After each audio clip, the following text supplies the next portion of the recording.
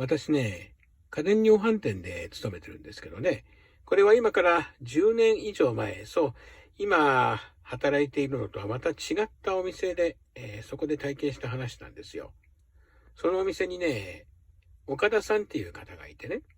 彼私と同じようにお化けとか幽霊とか結構見えてた。なもんで、そういう部分もあってか意気投合してね、結構仲良くさせてもらってたんですよ。で、その岡田さんがね、ある時、4日間連続で変な夢を見たっていうんです。販売をやられてる方だったら大体経験したことあるかと思うんですがね、物を売っている夢。その時期はね、ちょうど夏場でエアコンが忙しかったもんですからね、売り場でエアコンを売ってる夢なんですがね、1客、2客、3客と相手をしてね、で、ほとんどお客さんがいなくなってふっと奥を見ると一人のおじいさんがエアコンを見てるんです。で、そこまでタッタッタって歩いて行って、おじいさんに、エアコンを探しですかって声をかけると、そこで目が覚める。これをね、来るお客さんは違えども、同じように最終的におじいさんに、エアコンお探しですかって聞くと目が覚めるっていうのを3日連続で見た。でね、4日目なんですよ。4日目はね、ほとんど一緒。でも最後だけ違うんですね。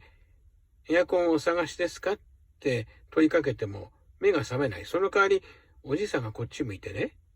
寂しそうな顔して、もういらんわって言って、そこで目が覚めた。次の日からはね、もうその夢見なくなったって言うんですよ。ねえ、岡田さん、そういう形でお店に勤めてますからね、土日も忙しい。だから、家のこととかなんかは全部奥さんに任せてた部分があった。岡田さんが住んでいた町内っていうのは結構大きくてね、町内会の仕事も忙しいわけです。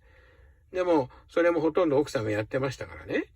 岡田さんなんかは自分が住んでいる町内に実際誰が住んでいるのかっていうのはあまり把握してなかった。で、そんな時にね、葬式の知らせがやってきたんですよ。回覧板で。で、同じ町内のちょっと離れたところに住んでいる方が亡くなったっていうんです。普段だったらね、なかなかそういうのにもお手伝い行けないんですけれども、ちょうどたまたま見たら、その日休みだったんでね、名前を聞いても誰だかわかんないけどって言って、奥さんと一緒に、そのお葬式行ったんですよ。そしてね、家を見てびっくりしたんです。あの老人だったんですよ。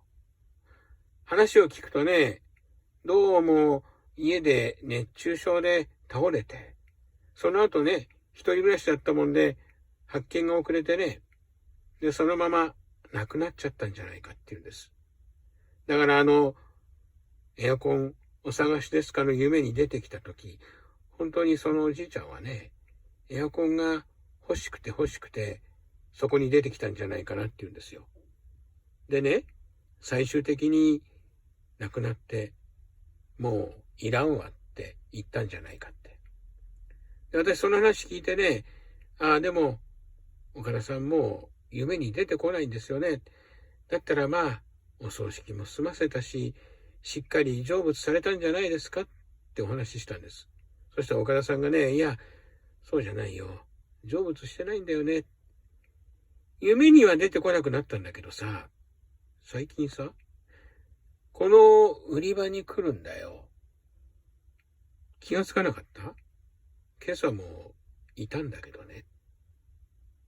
そんなお話です。ありがとうございました。